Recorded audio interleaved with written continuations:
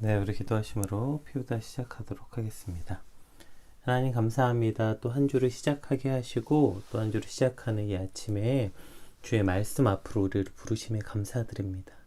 하나님의 말씀으로 또 한 주를 살게 하시고 오늘 우리에게 말씀하시는 주의 음성에 귀 기울이게 하시고 혹 나의 어리석음과 욕심과 욕망으로 주님 귀가 닫혀 주의 음성을 듣지 못하는 주님 그러한 비참한 지경에 빠지지 않게 하시고 모든 마음과 생각과 우리의 모든 영혼을 집중하여 주의 말씀에 귀 기울이는 시간이 되게 하여 주시옵소서.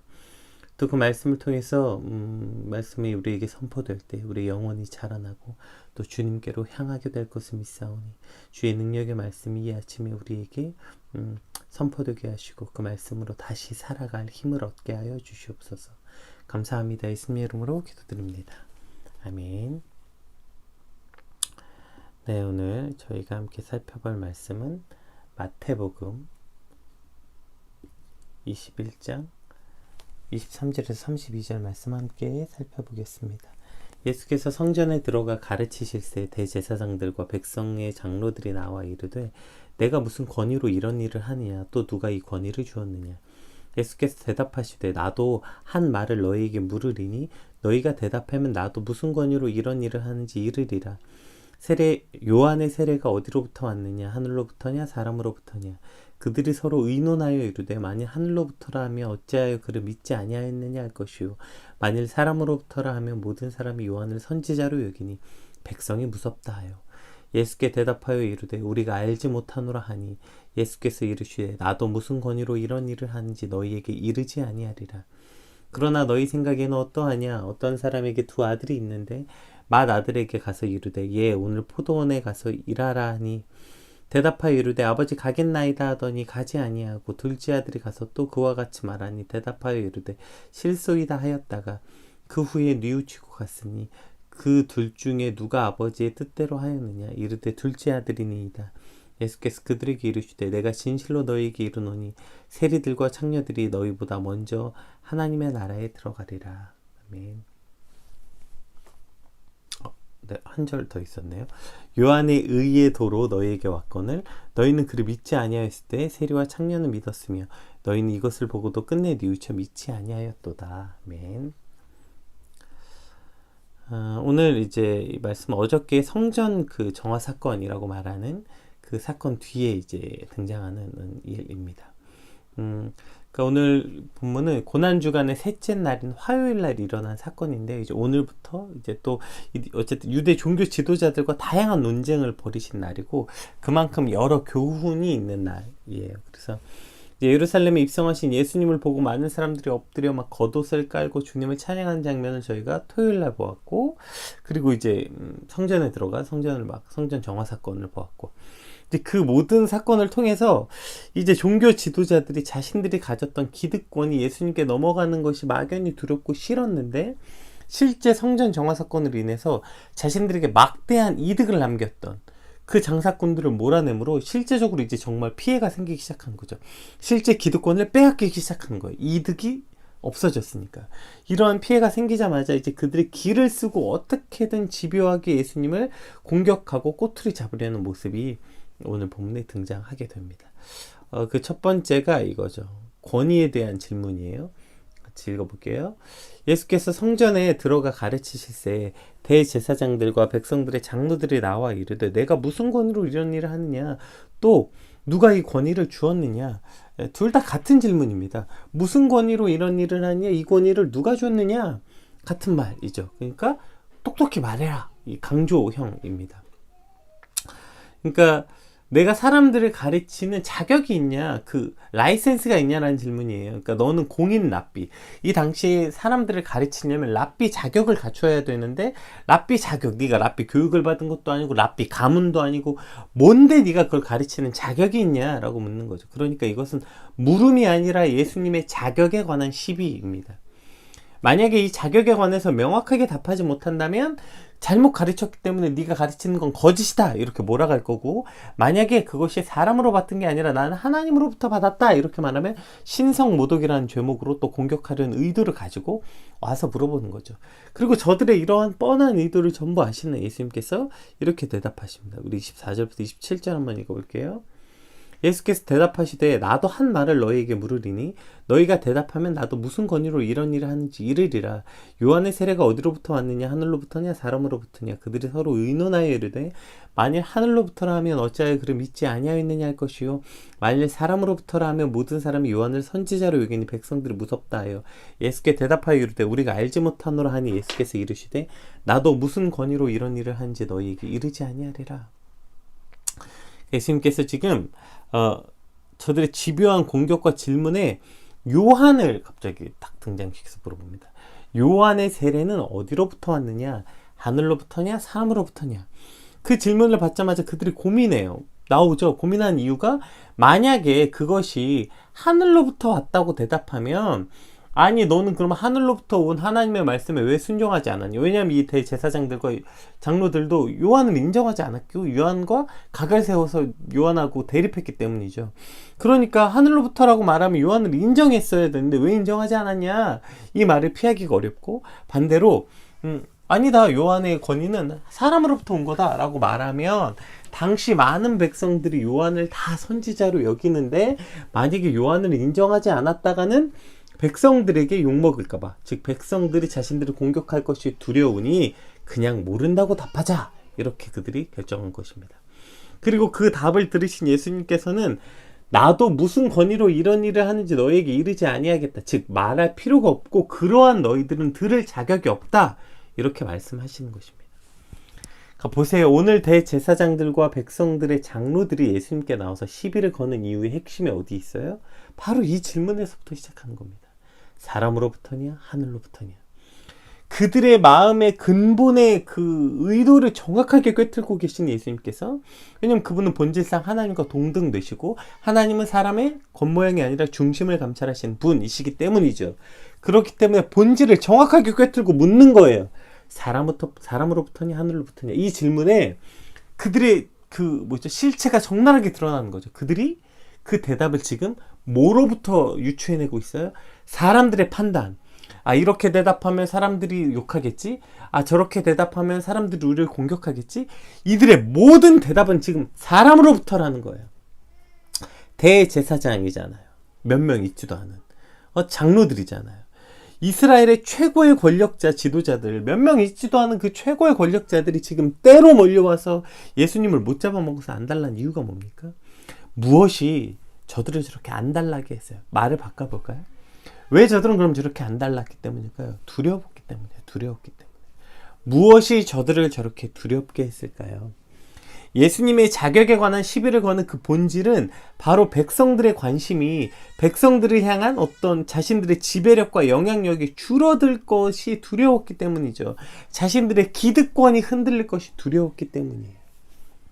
자, 이 말을 조금 뒤집어 볼까요? 그러니까 너희는 하늘로부터냐 사람으로부터냐, 너희가 받은 권세는 사람으로부터냐 하늘로부터냐, 즉 너희는 사람으로부터 받은 권세를 원하느냐 하늘로부터 받은 권세를 원하느냐. 이 질문은 결국에 내가 무엇을 두려워하느냐, 내가 두려워하는 것은 무엇인가를 보게 되면 나는 무엇으로부터 온 사람, 나는 하늘로부터 받은 권위를 두려워하는 자인지, 혹은 하늘로부터 받은 권위에 순종하는 자인지, 사람으로부터 받은 권위에 순종하는 자인지 알 수 있게 되는 거죠. 대제사장과 백성들의 장로로 하면 이스라엘 최고의 지도자들이었고, 그들은 출애굽 당시 이스라엘 백성들을 하나님께로 인도하고 가르쳐야 하는 사명을 받았기 때문에 자연스럽게 하나님으로부터 받은 권위, 위임받은 권위였죠.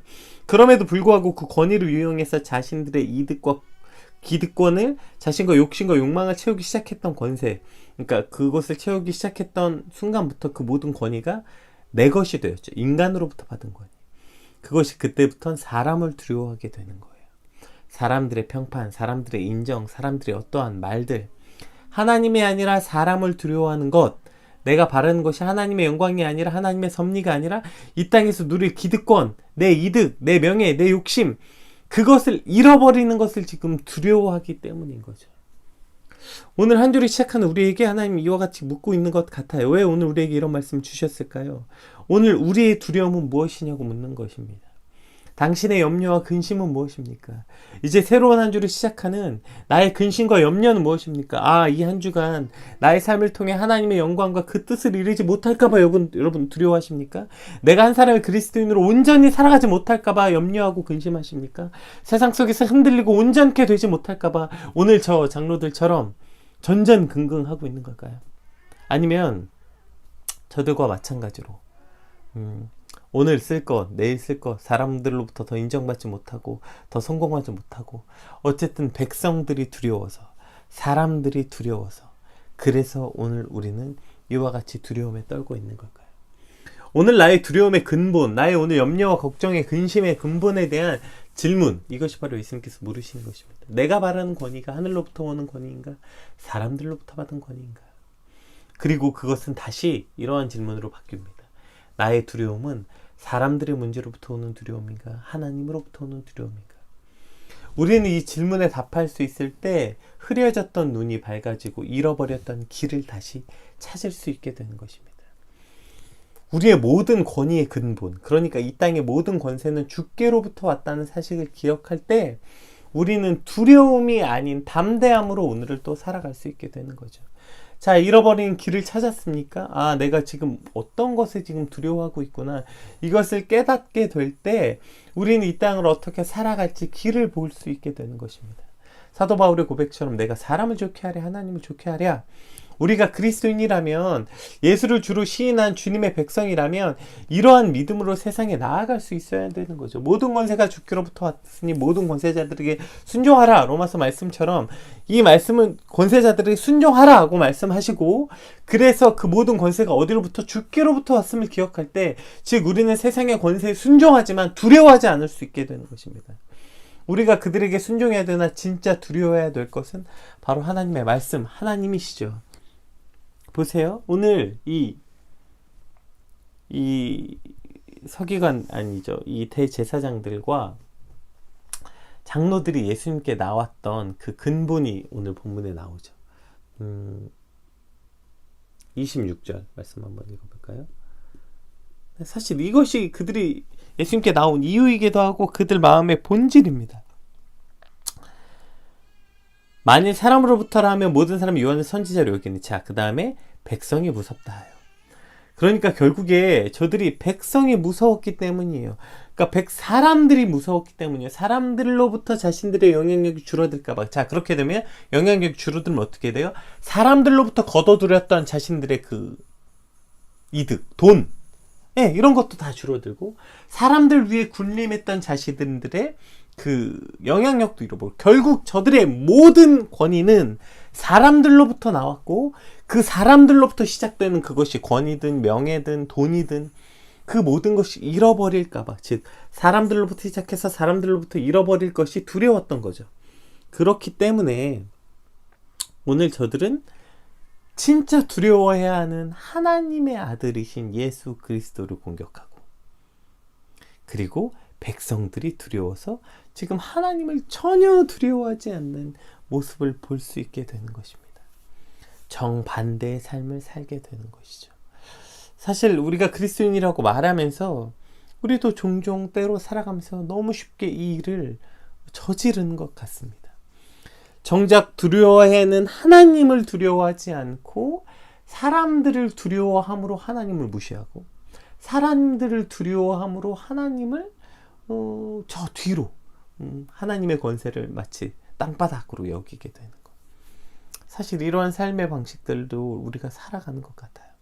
오늘 나의 생사 여탈권을 쥐고 계신 분이 마치 지금 우리가 근무하고 있는 직장의 직장 상사나 사장님이나 학교의 교수님들이나 어떠한 이러한 권세자들, 그 사람들이 오늘 나의 앞길을 좌지우지하는 사람이라고 두려워하는 거예요. 그러나 그 모든 권위자가 진짜 두려워하는 것, 모든 권세가 어디로부터 온다고요? 사람으로부터냐 하늘로부터냐 묻는 것입니다. 얘야, 오늘 내 앞길을 좌지우지하는 권세가 사람으로부터냐 하늘로부터냐, 너는 어느 권세 아래 있느냐? 혹 너는 어느 권세를 두려워하고 살고 있느냐? 이렇게 묻고 계신 것입니다. 이 질문 앞에 주님, 오늘 나의 눈을 똑똑히 똑바로 떠서 사람이 아니라 하나님을 향하게 하여 주시옵소서. 사람이 아니라 하나님을 두려워하게 하여 주시옵소서. 내 삶을, 내 생사 여탈권을 쥐고 계신 분은 사람이 아니라 하나님인 것을 똑똑히 기억하는 오늘 한 주가 되게 하여 주시옵소서. 우리가 이렇게 고백할 때 우리의 진짜 두려움이 무엇인지 알게 되는 것입니다. 우리가 진짜 염려해야 될 것, 진짜 걱정해야 될 것이 무엇인지 알게 되는 것입니다. 이 말씀 앞에 주님, 우리가 참된 두려움, 참된 염려, 성령으로부터 하게 되는 근심, 주님, 우리의 근심이 변하여 성령으로부터 하는 근심으로, 또 우리가 사람이 아니라 하나님을 두려워하는 삶으로 우리 한 주를 살게 하여 주시옵소서. 우리 그렇게 우리의 기도 제목이 바뀌는 시간들이 되길 소망합니다. 우리 18절에서 32절까지 말씀 한번 같이 살펴보겠습니다. 이제 그렇게 말씀하시고 물어보면 그러나로 말씀하셨지만 여기선 그러나보다는 접속사로 이해하시는 게 더 좋을 것 같아요.